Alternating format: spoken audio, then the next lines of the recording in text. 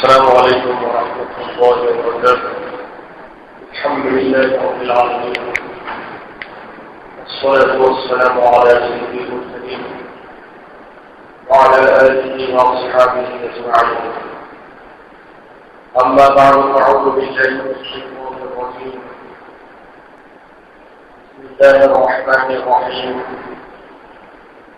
ألف لام ميم، ذلك الكتاب لا ريب فيه هدى للمتقين. صدق الله العظيم. وقال رسول الله صلى الله عليه وسلم: خيركم من تعلم القرآن وعلمه، وكما قال عليه الصلاة والسلام. اللہ تعالی حمد و ستائش ہماری اور شکریائی اور پاکی اللہ رب العزت کی ذات سے استحکامات ہے، اور اس کائنات کا خالق اور مالک ہے، پروردگار ہے، حاکم ہے، مشکل کشا ہے، رزق رساں ہے، دعاؤں کا سننے والا ہے. اسی نے تمام مخلوقات کو برپا کیا، پیدا کیا، ان کے رزق کا کا انتظام کیا. ہم گواہی دیتے ہیں کہ وہی عبادت کے لائق ہے، اس کے سوا کوئی عبادت کے لائق ہے. سلام ہو حضرت محمد مصطفیٰ صلی اللہ خاتم الانبیاء رسول اللہ صلی اللہ علیہ وسلم پر.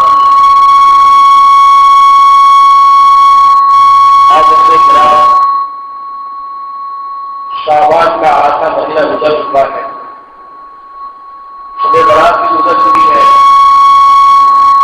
اور ہم بڑی تیزی کے ساتھ رمضان المبارک کے مہینے کی طرف رواں ہے. اور رمضان کا مہینہ جو قرآن کا مہینہ ہے، نزول قرآن کا مہینہ ہے، وہ بڑی تیزی کے ساتھ قریب آ رہا ہے. یقیناً یہ ہم سب کے لیے بڑی خوش قسمتی اور خوش بختی کی بات ہے کہ ہمیں اپنی زندگی میں ایک بار پھر اللہ تعالیٰ وہ موقع عنایت فرما رہے ہیں جس میں ہم اپنے گناہوں کو بخش پا سکتے ہیں، اللہ رب العزت سے اپنے تعلق کو مضبوط کر سکتے ہیں، اپنی زندگی میں تقویٰ والی صفت پیدا کر سکتے ہیں، اور اس مہینے سے بھرپور فائدہ اٹھا کر ہم اپنے آپ کو جہنم سے نجات دلا سکتے ہیں. اللہ کے رسول صلی اللہ علیہ وسلم رمضان کی آمد سے پہلے بھی اس بات کا اہتمام فرمایا کرتے تھے کہ آپ شعبان کے چاند کو ہی رمضان کے لیے شمار فرمایا کرتے. اور روایتوں میں آتا ہے کہ صحابہ کرام رضی اللہ عنہم رجب کے مہینے ہی سے رمضان کی تیاری شروع فرما دیا کرتے ہیں. حضور نبی کریم صلی اللہ علیہ وسلم کو بھی دیکھا جاتا کہ رمضان کی آمد کے سلسلے میں رجب سے آپ روزے رکھنا شروع کرتے تھے، اور جب شعبان کا مہینہ آتا تو کثرت سے روزے رکھتے، اور پھر رمضان کا مہینہ آتا تو رمضان اس کے پورے مہینے کے روزے رکھا. اور یہ بات تو بالکل طے ہے، اللہ کے حکم کے مطابق ہے کہ رمضان کے مہینے کے پورے روزے ہر مسلمان پر فرض ہیں. اس لیے ان روزوں کے رکھنے سے پہلے ہی کچھ روزے رجب میں رکھ لیے جاتے ہیں، اور اس میں کچھ اضافہ کر کے شعبان کے مہینے میں بھی روزے رکھ لیے جاتے ہیں. صحابہ کرام کو بھی متوجہ کیا جاتا کہ دیکھو تمہارے اوپر ایک ایسا مہینہ آ رہا ہے جو بڑا فضیلت والا ہے، بڑی برکت والا ہے، جو صبر کا مہینہ ہے. صبر کا مطلب جنت ہے، اور اس میں جو کوئی روزے دار کو ایک گھونٹ پانی سے یا لسی سے افطار کرا دے تو پھر اس کو جنت میں جانے تک پیاس نہیں لگے گی، اور اللہ تعالیٰ اس کو میرے حوض سے سیراب کرے گا. یہ غمخواری کا مہینہ ہے، یہ ہمدردی کا مہینہ ہے. یہ برکت والا مہینہ، یہ عظمتوں والا مہینہ، یہ نزول قرآن والا مہینہ، یہ شب قدر والا مہینہ، اور شب قدر 1000 مہینوں سے بہتر رہا۔ اس مہینے کا اہتمام پہلے ہی سے کیا جاتا ہے۔ حاضرین کرام، یہ باتیں، یہ روایتیں، یہ احادیث جب ہمارے سامنے آتی ہیں تو ہم کو صرف سن کے گزر جانا نہیں ہے، بلکہ سن کے اس کی طرف توجہ دینا ہے کہ ہم کو بھی رمضان المبارک کا استقبال اور اس کی تیاری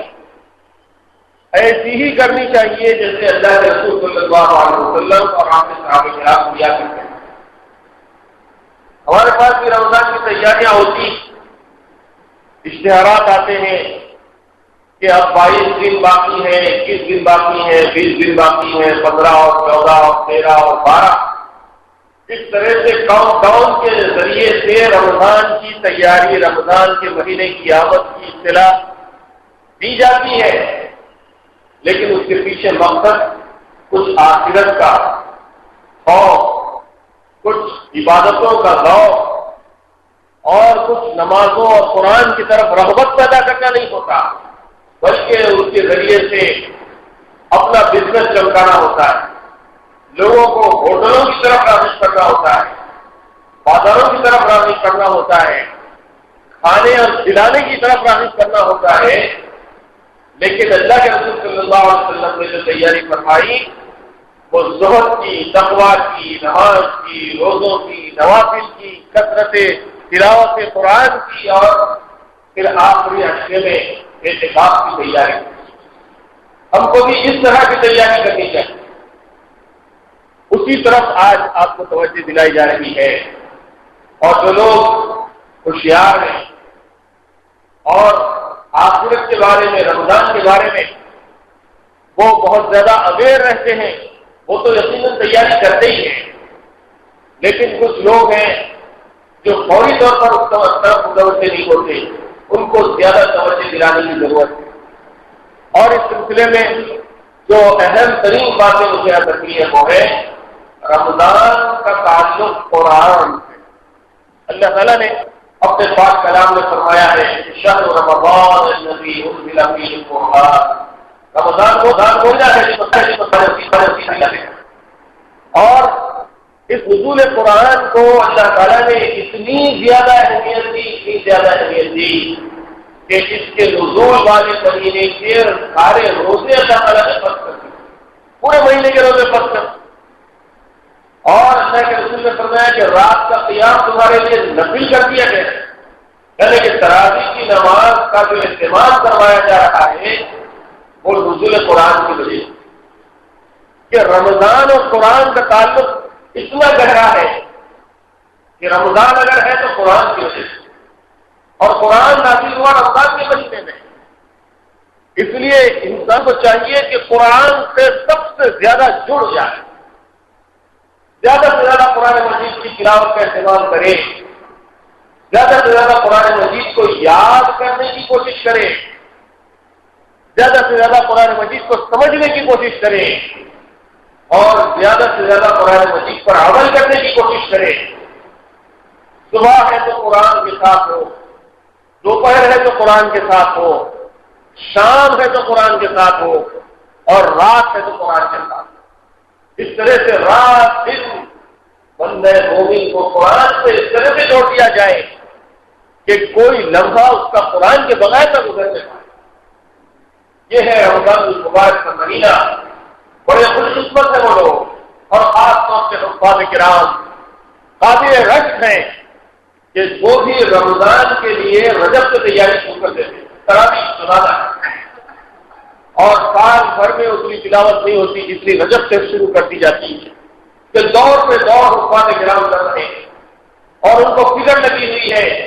کہ مجھے 1 پارہ سنانا ہے، 1.5 پارہ سنانا ہے، 2 پارے سنانے ہیں، 5 پارے سنانے ہیں، اور بات تو اس سے زیادہ کی تیاری کرتے ہیں۔ تو ہونا یہ چاہیے کہ ہم اگر حافظ قرآن نہیں ہیں تو کم از کم قرآن مجید کے پڑھنے میں ہمارا روز کا معمول بڑھ جائے، 1 گھنٹہ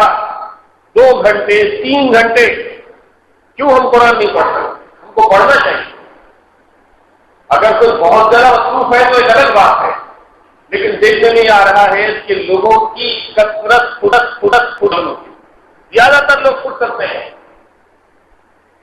बैठने के लिए हमारे पास फुर्सत है, चबूतरों में फुर्सत है, चायखोरी के लिए हमारे पास फुर्सत है, वॉकिंग के लिए हमारे पास फुर्सत है, और कई ऐसे मशागल जिसके बारे में पूछा जाए तो बताते हैं कि कुछ नहीं भाई, टाइम पास करने के लिए कर रहा हूं, बस टाइम पास। मतलब ये कि टाइम इतना ज्यादा है कि पास नहीं हो रहा है, इसलिए मुख्तलिफ काम करने में वो अपना टाइम लगा रहे हैं। तो इसी टाइम पास के लिए कम अज कम कुरान मजीद को अपना मसला बना लिया जाए कि हम सुबह शाम जब भी हमको वक्त मिले कुरान मजीद को पढ़ने की कोशिश करें। बड़ी अजीब सूरत हाल हमारे दरमियान में महसूस होती है कि कितने लोग हैं जिन्होंने बचपन में कुरान मजीद पढ़ा था, किसी मौलवी साहब के पास 30 पारे मुकम्मल कर लिए थे, उनका हदिया कर दिया गया, उनका को कपड़े बना दिए गए, छोटी सी दावत कर दी गई और बच्चे को भी कपड़े बना दिए गए। उसके बाद जब कुरान बंद हुआ है तो पता नहीं कितने बरस गुजर गए हैं, फिर अभी तक कुरान मजीद खोलकर पढ़ने की नौबत नहीं। ऐसी भी जिंदगियां लोग गुजार रहे हैं। कितनी अफसोस की बात है कि कुरान जो अल्लाह का कलाम है, जो बेहतरीन किताब है, और इस जिंदगी का मकसद उसके अंदर बतलाया गया है, हलाल और हराम के अहकाम उसके अंदर दिए गए हैं, अल्लाह को राजी करने का तरीका उसमें बताया गया है, अकायद की तालीम उसके अंदर दी गई है, निकाह और तलाक के मसाइल उसके अंदर बयान किए गए हैं, विरासत के तकसीम करने के तरीके उसके अंदर बयान किए गए हैं, आखिरत का तज़किरा उसके अंदर किया गया है, और पैगंबरों के बारे में, गुज़िश्ता कौमों के बारे में, उनके अंजाम के बारे में, और आने वाले दिनों में इंसान को किस चीज से साबिता पड़ेगा, मौत की हकीकत क्या है, कब्र की हकीकत क्या है, बरज़ख की हकीकत क्या है, क़यामत कब और कैसे कायम होगी, और दुनिया के अंदर ये जो उलट फेर चल रहा है, सुबह और शाम का आना जाना जो है, चांद और सूरज की गर्जिश जो है, आसमान और जमीन की पैदाइश, उसका मकसद क्या है, ये सारी चीजें कुरान मजीद के अंदर अल्लाह ताला ने बयान की। और ऐसी अजीमुश्शान किताब से इंसान कट जाए, हालांकि वो बड़ी बड़ी किताबें पढ़ रहा हो, वो फिलॉसफी पढ़ रहा है, साइकोलॉजी पढ़ रहा है, अकाउंट्स पढ़ रहा है, आर्ट पढ़ रहा है, साइंस और कंप्यूटर्स पढ़ रहा है, और पता नहीं कितने सैकड़ों हजारों सब्जेक्ट है, उसकी मुश्किल तरीन किताबें इंसान पढ़ रहा है। लेकिन कितनी अफसोस की बात है कि कुरान जो इंसान के नाम, उसके खालिक और मालिक का पैगाम है, उसको पढ़े बगैर, उसको समझे बगैर इंसान जिंदगी गुजार रहा है। इससे बढ़कर बदबख्ती की बात और क्या हो सकती है। और फिर उसकी जिंदगी में हर साल रमजान जैसा महीना भी आ रहा है, रमजान में भी वो तरावी तो पढ़ रहा, नमाज में भी कुरान की आयत सुन रहा है, लेकिन परसों से हम नमाज पढ़ते हैं, हमको पता नहीं चलता कि किस रकात में इमाम साहब ने कौन सी आयत है, कौन सा सूरा उन्होंने तिलावत किया है, और तरावी के दौरान में हमको पता नहीं चलता कि कितनी रकातों में कितने पारे हुए हैं। ये सारे अहवाल बता रहे हैं कि हम कुरान से बहुत दूर हैं। जो लोग जानते हैं अल्हम्दुलिल्लाह वो तो बहुत अच्छी तरह जानते हैं, लेकिन अक्सर अवाम का यह हाल है कि वो कुरान के बारे में कुछ भी मालूमात नहीं रखते। इसलिए रमजान के महीने में हमको चाहिए कि हम कुरान से अपने आप को करीब करें, कुरान मजीद से अपने आप को जोड़ लें। इब्तिदा में मैंने जो आयत पढ़ी, पहले पारे की पहली आयत, अलिफ लाम मीम ज़ालिकल किताबु ला रैब फीह, ये वो किताब है जिसके अंदर शुबा नहीं है, जरा बराबर शक नहीं है, कोई डाउट नहीं है। दुनिया में कोई किताब ऐसी नहीं लिखी गई जिसने सबसे पहले यह दावा किया है कि यह आखिरी किताब है जिसके अंदर कोई शक और शुबा नहीं है। इसका एक एक हर्फ, इसका एक एक सेंटेंस, इसका एक एक पैराग्राफ, इसका एक एक चैप्टर, इसके अंदर बयान किए गए एक एक उसूल और प्रिंसिपल یہ بالکل ڈاؤٹ لیس ہے، ایسا دعویٰ کسی کتاب میں نہیں ہے۔ یہ صرف قرآن مجید کا اعزاز ہے کہ اس نے یہ دعویٰ کیا ہے کہ ذالک الکتاب لا ریب فیہ، پڑھنے والے کو ابتدا میں یہ بات کا احساس ہو جائے کہ میں جو کتاب پڑھ رہا ہوں وہ بالکل حق ہے، وہ بالکل سچ ہے، اس کے اندر شک اور شبہ کی کوئی گنجائش نہیں، اس کے دل کے اندر اس کی عظمت بڑھ جائے۔ حاضرین کرام، ایسی زبردست کتاب جب ہم رکھتے ہیں تو ہم کو چاہیے کہ ہم اپنا رشتہ اس کتاب سے مضبوط کریں۔ کوئی دن ہمارا قرآن مجید پڑھے بغیر گزرنے نہ پائے، ایسا کچھ ہم سوچ لیں اور رمضان میں ایسا ٹائم ٹیبل، ایسا نظام الاوقات اپنا بنا لیں۔ چنانچہ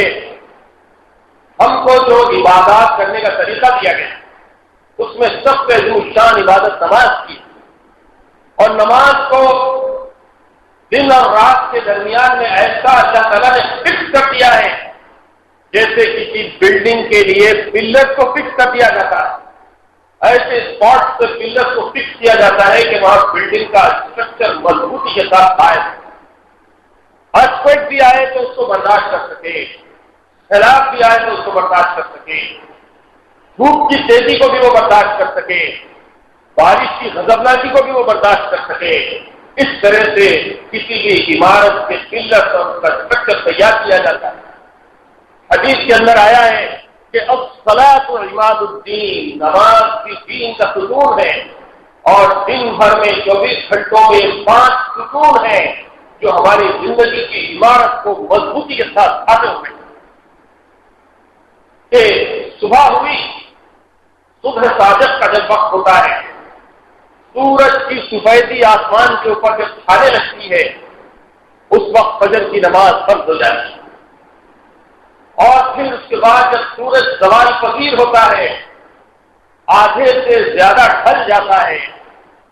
اس کا پورا عروج ہو کر وہ ختم ہو کے پھر وہ غروب کی طرف جب مائل ہونے لگتا ہے تو ظہر کی نماز کا وقت شروع ہو جاتا ہے، پھر انسان کا سایہ اس کے ہائٹ سے ڈبل ہو جاتا ہے تو عصر کی نماز کا وقت شروع ہو جاتا ہے، اور جب سورج پوری طرح سے غروب ہو جاتا ہے تو مغرب کی نماز کا وقت شروع ہو جاتا ہے، اور جب آسمان سے سورج کی سفیدی غائب ہو جاتی ہے اور کالی چادر پورے آسمان کے اوپر چھانے لگتی ہے، اس وقت عشاء کی نماز کا وقت شروع ہو جاتا ہے۔ انسان اگر غور کرے تو یہ انسان کی زندگی میں 24 گھنٹوں میں جو وقت کے چینجز آتے رہتے ہیں اس میں ان چینجز کا بڑا اہم دخل ہوتا ہے، اور انہی اوقات میں 5 نمازوں کو اللہ تعالیٰ نے فرض کر دیا، اور ہر نماز میں قرآن مجید کا پڑھنا فرض قرار دیا گیا۔ کوئی نماز بغیر قرآن کے پوری نہیں ہوتی، بغیر سورۃ فاتحہ کے پوری نہیں۔ تو قرآن کو اللہ تعالیٰ نے اس طرح سے نمازوں کے اندر انسان کے ساتھ جوڑ دیا، اور جب اس کا نزول فرمایا تو فرمایا کہ شہر رمضان الذی انزل فیہ القرآن ھدی للناس وبینات من الھدی والفرقان فمن شہد منکم الشہر فلیصم۔ رمضان وہ مہینہ ہے جس کے اندر قرآن نازل کیا گیا ہے۔ معلوم یہ ہوا کہ رمضان کی ساری فضیلت نزول قرآن کی وجہ سے، اور اس کے اندر روزے فرض اس لیے کیے گئے کہ انسان کو جو اللہ نے ہدایت نامہ دیا ہے اس کا وہ شکرانہ ادا کرے، اور 30 دن یا 29 دن کے پورے روزے رکھے تاکہ وہ اللہ تعالیٰ کے حضور اس کی نعمت کا شکر گزار بندہ۔ پیغمبر کی رسالت کا جو اہم ترین مقصد بیان کیا گیا کہ دیکھو اللہ تعالیٰ نے تم پر ایسا انعام و احسان کیا ہے،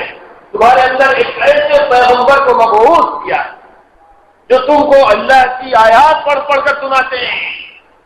صرف پیغمبر کا مقصد اپنی ذات کو منوانا، اپنی ذات کی فضیلت کو منوانا یہ نہیں ہوتا، بلکہ اللہ کی طرف سے آنے والی ہدایات بندوں تک عملاً پہنچا ہے، یہ پیغمبر کی زندگی کا مقصد ہوتا ہے۔ اللہ تعالیٰ نے فرمایا لقد من اللہ علی المؤمنین، اللہ تعالیٰ نے احسان کیا مومنین کے اوپر، اس بات فیہم، جب ان کے اندر سے ایک پیغمبر کو مبعوث کیا، رسولا منہم یتلو علیہم آیات، وہ اللہ کی آیات کو پڑھ کر سناتے ہیں، ویعلمہم الکتاب والحکمہ ویزکیہم، ان کے نفسوں کا تزکیہ کرتے ہیں اور ان کو کتاب و حکمت کی تعلیم دیتے ہیں۔ پیغمبر کی زندگی کا مقصد کتاب کو پڑھ کر سنانا، اور جدا و حکمت کی تعلیم دینا، لوگوں کے نفس کا تزکیہ کرنا اور ان کی پاکی اور صفائی کرنا، یہ پیغمبر کا مقصد حیات۔ اللہ کے رسول صلی اللہ علیہ وسلم نے اپنے مقصد حیات کو مکمل کیا، اور جب وہ اس دنیا سے پردہ فرمائے تو 1 لاکھ سے زیادہ صحابہ کرام کو اپنے پیچھے چھوڑا، اور انہوں نے اس کے بعد آپ کے مشن کو پورا کیا، اور انہی کے ذریعے سے آج 1500 سال کے قریب کا عرصہ ہو رہا ہے۔ اس متقدہ ہند کے اندر میں اور آپ اسلام سے اور ایمان سے مشرف ہیں۔ یہ اللہ کا بڑا انعام و احسان ہے۔ اسی لیے ہم کو چاہیے کہ ہم بھی قرآن سے جڑ جائیں، پیغمبر کے لائے ہوئے اس پیغام سے جڑ جائیں، اور رات اور دن میں اس کی تلاوت کرنے کی کوشش کرتے رہیں۔ رمضان کے مہینے میں بھی ہم کو چاہیے کہ ہم زیادہ سے زیادہ اپنی مصروفیت کو قرآن کے ساتھ وابستہ کریں۔ اسی لیے چند باتیں آپ کے گوش گزار کی جا رہی ہیں۔ پہلی بات تو یہ ہے کہ قرآن کی فضیلت ہمارے دل کے اندر رہے کہ قرآن کیسا کلام، ایک تو وہ ہے کہ جس کے اندر کوئی شک و شبہ نہیں، ذالک الکتاب لا ریب فیہ ھدی للمتقین، متقی لوگوں کے لیے اس میں ہدایت ہے، اللہ سے ڈرنے والوں کے لیے اس میں ہدایت ہے۔ اور پھر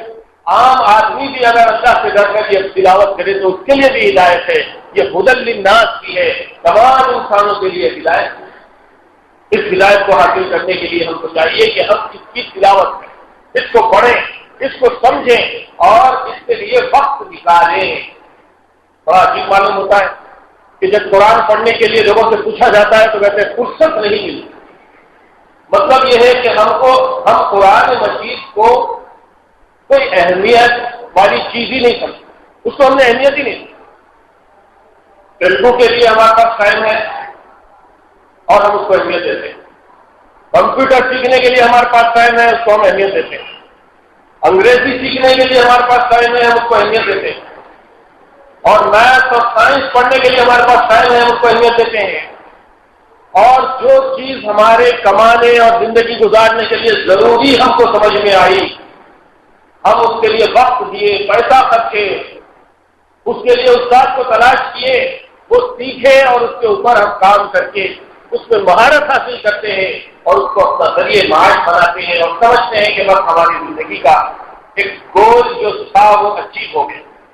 ایک مقصد ہم نے حاصل کر لیا۔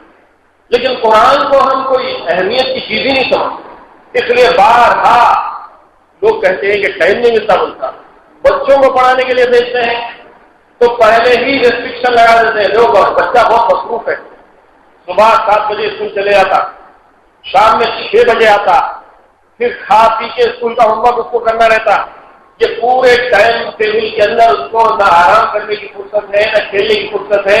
اب اس کو قرآن پڑھنے کی بھی فرصت نہیں، اس لیے 5 منٹ 10 منٹ بمشکل وہ کسی استاد کے پاس پڑھتا ہے، اور ایسی 5-10 منٹ کی پڑھائی میں آپ جانتے ہیں کہ وہ کیا سیکھ سکتا ہے۔ نتیجہ یہ ہے کہ برس گزر جاتے ہیں، ناظرہ قرآن مجید پڑھنے نہیں آتا، یہاں تک کہ بڑے ہو جاتے ہیں قرآن پڑھنے نہیں آتا، بوڑھے ہو جاتے ہیں قرآن پڑھنے نہیں آتا، سوائے ان لوگوں کے جو اس سلسلے میں محنت کرتے ہیں سیکھتے ہیں، وہ تو الحمدللہ سیکھتے ہیں، لیکن اکثریت ایسی ہوتی ہے کہ وہ سیکھتے ہی اور پوری زندگی ایسی گزر جاتی ہے، اور پھر جب ہم مر کے اللہ کے حضور پیش ہو جائیں گے تو کوئی کتاب ہماری ساتھی بننے والی نہیں۔ اللہ کے رسول صلی اللہ علیہ وسلم نے فرمایا کہ قرآن قیامت کے دن شفاعت ہے ان لوگوں کے حق میں جو رات دن اس کو پڑھا کرتے تھے، سمجھا کرتے تھے، اس پر عمل کیا کرتے تھے، تو قرآن ان کو اللہ کے عذاب سے بچانے کا ذریعہ بنے گا۔ اور قرآن ایک ایسا جھگڑالو ہے کہ اس کا جھگڑا قبول کیا جائے گا، وہ جس کے حق میں جھگڑا کرتا ہے اس کے حق میں جھگڑا قبول کیا جائے گا، اور جس کے خلاف جھگڑا کرتا ہے اس کے خلاف اس کا جھگڑا قبول کیا جائے گا۔ یہاں تک کہ سورہ فرقان میں ایک آیت ہے کہ اللہ کے رسول صلی اللہ علیہ وسلم بھی ان لوگوں سے بیداری کا اظہار فرمائیں گے جو اپنی زندگی میں قرآن کو چھوڑے ہوئے۔ وقال الرسول یا قوم اتخذوا ان هذا القرآن مهجورا، رسول اللہ صلی اللہ علیہ وسلم فرمائیں گے کہ ایسا اس قوم کو آپ پکڑ لیجیے کہ انہوں نے میرے بعد قرآن مجید کو چھوڑ دیا، ان کو اپنے عذاب میں گرفتار فرما دیا۔ حاضرین کرام، ایک سہارا ہمارا رہ جاتا ہے گناہ گاروں کا، عاصیوں کا، کہ ہم گناہ گار ہیں، اور اللہ کے رسول کی شفاعت کے ذریعے ہم جنت میں جائیں گے۔ یہی تو بات ہے نا جس سے سارا ہمارا دار و مدار ہے، یہی ایک سہارا ہے۔ اور ہم کو اکثر و بیشتر باتوں میں تقاریر میں یہ بات ہی سمجھائی جاتی ہے کہ گھبرانے کی ضرورت نہیں ہے گناہگاروں، رسول اللہ تم کو بخشوا لیں گے۔ لیکن قرآن مجید کیا کہتا ہے؟ وقال الرسول یا قوم اتخذوا ان هذا القرآن مهجورا، رسول کہیں گے کہ اللہ کی قوم کو آپ گرفت میں لے لیجیے، پکڑ لیجیے ان لوگوں کو کہ میرے بعد انہوں نے قرآن مجید کو چھوڑ دیا۔ تو اگر رسول اللہ کی شفاعت کی حاصل کرنی ہے تو قرآن ہی پڑھنا پڑے گا۔ قرآن پڑھے بغیر کوئی چارہ کار نہیں، کوئی راہ نجات نہیں، کوئی سیدھا راستہ نہیں۔ حدیث کے اندر قرآن مجید کی کتنی فضیلت بیان کی گئی۔ اللہ کے رسول صلی اللہ علیہ وسلم نے فرمایا کہ خیرکم من تعلم القرآن وعلمہ، تم میں بہترین شخص وہ ہے جو قرآن مجید کو پڑھے اور دوسروں کو پڑھائے۔ آپ صلی اللہ علیہ وسلم نے فرمایا کہ جس کے سینے میں کچھ بھی قرآن مجید نہیں ہے اس کی مثال ایک ویران گھر کی طرح۔ ایک کوئی گھر ہے بنا دیا گیا ہے، کوئی اس میں بستا ہی نہیں، وہ گھر بنا تو ہے لیکن ویران جڑا ہوا ہے۔ تو اسی طرح کسی کے سینے میں اگر قرآن کا کچھ بھی حصہ محفوظ نہیں ہے تو وہ ویران گھر کی طرح سے ہے۔ آپ صلی اللہ علیہ وسلم نے فرمایا کہ جو کوئی قرآن مجید کو یاد کرے اور پھر اس کے بعد اس کو پڑھنا چھوڑ دے اور وہ بھول جائے تو قیامت کے دن وہ کوڑھی کی شکل میں اٹھایا جائے گا۔ جیسے کوڑ کی بیماری ہوتی ہے، برس کی وائٹ اسپاٹ، ایسے بیمار کی شکل میں قیامت کے دن اس کو اٹھایا جائے گا۔ اگر ہم بچپن میں پڑھے تھے بھول گئے تو ہم کو چاہیے کہ پھر سے اس کو یاد کر لیں، ورنہ پھر قیامت کے دن کوڑھی کی شکل میں اٹھایا جائے گا۔ پھر اللہ کے رسول نے فرمایا کہ اپنے گھروں کو قبرستان مت کرو، اس میں تلاوت کیا کرو، اس لیے کہ قبرستان میں قرآن نہیں پڑھا جاتا۔ آج کل تو لوگ قبرستان میں قرآن پڑھ رہے ہیں، گھروں میں نہیں پڑھ رہے۔ گھر میں کیا پڑھا جا رہا ہے؟ گھروں کے اندر ٹی وی چل رہے ہیں، سیریل چل رہے ہیں، فیش مناظر دیکھے جا رہے ہیں، اور ہر وہ کام ہو رہا ہے جس سے اللہ اور اس کے رسول کو منع کیا ہے۔ اگر کوئی کام نہیں ہو رہا ہے تو قرآن کی تلاوت نہیں ہو رہی۔ قرآن ہمارے گھروں میں پڑھا جانا چاہیے، قرآن کی آواز ہمارے گھروں سے بلند ہونی چاہیے۔ اگر قرآن پڑھا جائے گا تو گالیوں کی آواز نہیں آئے گی، قرآن پڑھا جائے گا تو گانوں کی آواز نہیں آئے گی، قرآن پڑھا جائے گا تو جھگڑوں کی آواز نہیں آئے گی، قرآن پڑھا جائے گا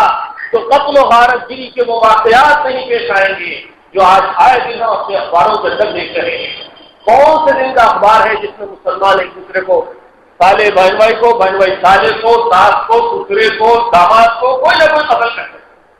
ہر روز اخبارات میں اس کی اطلاع ملتی ہے اور اس میں مسلمان زیادہ تر ملوث پائے جاتے ہیں۔ یہ سب مسائل اس وجہ سے ہیں کہ ہمارا رشتہ قرآن سے کٹا ہوا ہے۔ حاضرین کرام، اللہ کے رسول صلی اللہ علیہ وسلم نے ایک مرتبہ حضرت ابو ہریرہ رضی اللہ تعالیٰ عنہ کو ارشاد فرمایا کہ ابو ہریرہ قرآن پڑھتا رہے اور پڑھاتا رہے، اور اسی شغل میں اگر تجھ کو موت آ جائے تو تیری قبر کی زیارت کو آسمان سے فرشتے ایسے آئیں گے جیسے کعبۃ اللہ کے پاس لوگ زیارت کو آتے ہیں۔ یہ مرتبہ اور مقام ہے قرآن پڑھنے اور پڑھانے کا۔ حاضرین کرام، اس لیے گزارش ہے کہ جب رمضان جیسا مہینہ ہمارے قریب آ رہا ہے تو ہم کو چاہیے کہ ہم اپنا ٹائم ٹیبل ایسا بنائیں کہ ہم قرآن سے منسلک ہو جائیں، ہم بھی قرآن سے جڑیں، اپنے دوست احباب کو قرآن سے جوڑیں، اپنے بیوی بچوں کو قرآن سے جوڑیں، اور تراویح بھی اہتمام کے ساتھ پڑھیں۔ حفاظ کرام کو چاہیے کہ وہ تراویح اطمینان کے ساتھ پڑھائیں، اور کوئی حافظ قرآن تراویح اطمینان سے پڑھائے تو کچھ دیر ہو جائے تو ہم کو چاہیے کہ اس کے اوپر دل نہ پڑے، اس کے اوپر غصہ نہ کریں۔ کیا اتنی دیر پڑھا دیں، 10:30 ہو گئے، 11 بج گئے، اتنی لمبی تراویح پڑھا دے گا؟ تراویح لمبی پڑھنا ہی ہے، اور اطمینان سے پڑھی۔ 3 پارے نہیں، ایک ہی پارا پڑھیے، لیکن ایک پارا 1.5-2 گھنٹے میں پڑھنا چاہیے، 1 گھنٹے میں پڑھنا چاہیے۔ قرآن مجید میں قرآن کو ٹھہر ٹھہر کر پڑھنے کا حکم دیا گیا ہے۔ پورے قرآن و حدیث کے ذخیرے میں قرآن کو جلدی پڑھنے کا کوئی حکم نہیں۔ کوئی ایک حدیث بتائیے جس میں اللہ کے رسول نے فرمایا قرآن کو جلدی جلدی پڑھو، آدھے گھنٹے میں پارا جو پڑھے، 10 منٹ میں پارا پڑھے، 15 منٹ میں پارا پڑھے۔ کسی نے تعلیم نہیں دی، نہیں بزرگوں کا دستور رہا ہے، لیکن ہمارے ہندو پاک کے اندر ایک ایسا رواج ہے کہ بڑی تیزی سے قرآن مجید پڑھا جاتا ہے جیسے مشین لگا دیا گیا، سپر فاسٹ اسپیڈ ہے،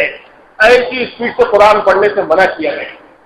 قرآن میں حکم ہے وَرَتِّلِ الْقُرْآنَ تَرْتِيلًا، قرآن کو ٹھہر ٹھہر کر اس طرح سے پڑھو، ہر حرف صحیح ادا ہو اور ہر حرف کے اوپر ایسا پڑھنے پر 10 نیکیاں دی جائیں۔ اور اگر تیز پڑھا جائے گا، نہ تجوید ہے، نہ تلاوت کے قاعدے ہیں، نہ صحیح تلفظ ہے، اور کسی کو پتا نہیں کہ کیا پڑھا جا رہا ہے، صرف یعلمون تعلمون کی صدائیں کانوں میں گونج رہی اور درمیان میں کیا پڑھا گیا کچھ پتا نہیں چلتا، ایسی طرح کی نہیں پڑھنی چاہیے۔ حفاظ کو بھی چاہیے کہ وہ قرآن کو صحیح پڑھے، عوام کو بھی چاہیے کہ وہ قرآن کو صحیح پڑھے۔ تو ہم کو چاہیے کہ نماز تراویح میں بھی اطمینان سے قرآن پڑھیں، قرآن سنیں، اور روزمرہ اپنے سے بھی قرآن پڑھیں۔ جب ہم مسجد میں آ گئے، ادا ہوتے ہی رمضان میں مسجد میں آ جائیں، اور مسجد میں آ گئے 10-15 منٹ کا وقت ہے، تحیۃ المسجد ادا کر لیے، پھر سنتیں ہیں تو وہ ادا کر لیے، پھر اگر کچھ وقت ہے تو قرآن پڑھتے بیٹھیے، 1-2 آیت صحیح، 1-2 صفحے صحیح، اتنی دیر میں آپ قرآن پڑھتے بیٹھیے۔ خالی پیچھے بیٹھنا، باتیں کرتے رہنا، اور گھنٹوں بچوں کو بڑوں کو دیکھا جاتا ہے کہ مسجدوں میں تو وقت گزارتے ہیں لیکن اکثر وقت ہی ٹھاٹا میں گپشپ میں گزارتے ہیں، غیبت میں چوری میں گزارتے ہیں۔ ایسا ہم کو نہیں کرنا چاہیے۔ شہر میں جلدی اٹھنا چاہیے، تہجد کی نماز پڑھنی چاہیے، اور اگر کچھ وقت درمیان میں رہ گیا ہے تو قرآن کی تلاوت اس میں کرنی چاہیے۔ اور پھر اسی رمضان میں ہم کو چاہیے کہ کچھ سورے ایکسٹرا یاد کرنے کی کوشش کریں۔ برسوں سے کوئی 10-12 سورے یاد ہے، اسی پہ پوری زندگی گزر رہی ہے، ایسا نہیں ہونا چاہیے۔ میں نے کئی بار یہ بات کہی ہے، اور اللہ ہم سب کو اس کی توفیق عنایت فرمائے کہ ہم جو قرآن یاد ہے اس میں مزید اضافہ یاد کرنے کی کوشش کریں۔ 2-4 سورے ایک رمضان میں کم از کم اور یاد کر لیجیے، 2-4 سورے ایک رات میں اور یاد کر لیجیے، ایک شب قدر میں، ایک شب برات میں 2-4 سورے اور یاد کر لیجیے، اور جو دعائیں یاد نہیں ہیں وہ دعائیں یاد کیجیے۔ اکثر لوگ سوال کرتے ہیں مول صاحب کو دعائیں قنوت یاد نہیں ہے، ربنا آتینا پڑھ لے تو چلتا، قل اللہ احد پڑھ لے تو چلتا، وہ اب تک یاد نہیں ہے، ایک آدھ بار پڑھ لے تو چلتا، روز کوئی پڑھ تو کیسا چلتا؟ ایک دعوت میں آپ گئے، بغیر کھانا مل گیا، چلتا، پیٹ تو بھر رہا تھا۔ آپ دیکھیے کوئی کھاتا کیا، پورے پلیٹ ہلو ہلو پیچھے ہٹائے تھے، ہاتھ دھو کے نکل جاتے، باہر جا کے شکایت کرتے کو دیا ہوگا دعوت میں بغیر کھانا کھلاتا، دعوت میں ویجیٹیبل کھلاتا، تو ہم حالانکہ وہ بھی اچھا ہے، گرم ہے، کھا سکتے ہیں، لیکن معمولی چیز کو ہم آج قبول کرنے کے لیے تیار نہیں۔ ہر چیز ہائی لیول کی ہم سوچ رہے ہیں، لیکن قرآن مجید کو ہائی لیول کا پڑھنا، ہائی لیول کا سننا، اچھے سے اچھا سننا، اچھے سے اچھی تلاوت کرنا، اچھے سے اچھا سیکھنا، اس کے بارے میں ہم نہیں سوچیں۔ تو ہم کو چاہیے کہ دعائیں قنوت یاد، جنازے کی دعا یاد نہیں ہے تو رمضان کے اس مہینے میں یاد، صرف ٹائم پاس کرنا نہیں ہے بلکہ کچھ سیکھنے کے لیے بھی وقت نکالیں۔ اور قرآن کے 2 سورے جو ہم نماز میں پڑھتے ہیں ہم کو یاد ہے، اس کو ترجمے کے ساتھ یاد کر لیجیے۔ الم تری کیف فعل ربک باصحاب الفیل، چھوٹا سا سورہ ہے، ایک 8-10 بار اس کا ترجمہ پڑھیے، انشاءاللہ یاد ہو جائے گا۔ سورہ اخلاص کا ترجمہ پڑھیے، یاد ہو جائے گا۔